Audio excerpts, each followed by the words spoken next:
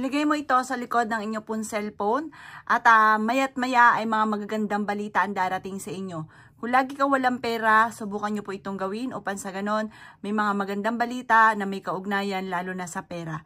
Ang dahon ng laurel, lalo na at binakasulat itong 168, yan po ay napakaswerte. Magdudulot po yan ng swerte.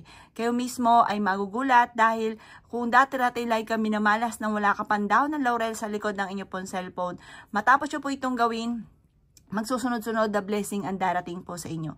Gawin nyo po ito ng Tuesday or kaya po ay Friday. Ngayon darating na January 28, gawin nyo po siya. Ito po ay napaka-epektibo. Ito po ay dadalhin ka kung saan lagi ikaw po ay matutupad yung mga ninanais ninyo. Kasi minsan di ba may mga gusto po tayo pero hindi naman ganun ang nangyayari. Ito po ang dahon ng laurel for only wishes po yan. Limited po ang pwede nyong i-wish po dyan. Yan po ay napaka-epektibo. Basta kapag nag-wish ka, may 100% kang paniniwala.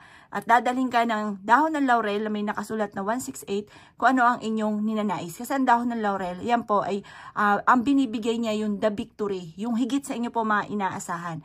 Ito po ay mas level up ang swerte po ninyo. Lalo na kung ikaw ay negosyante or kaya po ay mananaya, pwede rin. Dadalhin nyo yung cellphone ninyo na may 168. Tapos, ito po ay lagi yung titingnan dito, lagi yung i-update yung kung kayo ay nanalo ka sa cellphone po ninyo.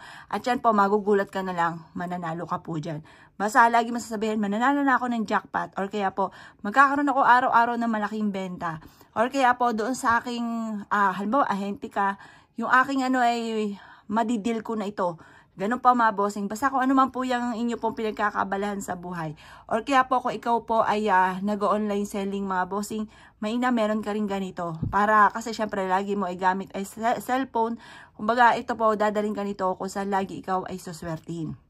Maraming pera, maraming swerte, gagabayan ka po niya at ang higit sa mga wishes po ninyo ang inyong makakamtan.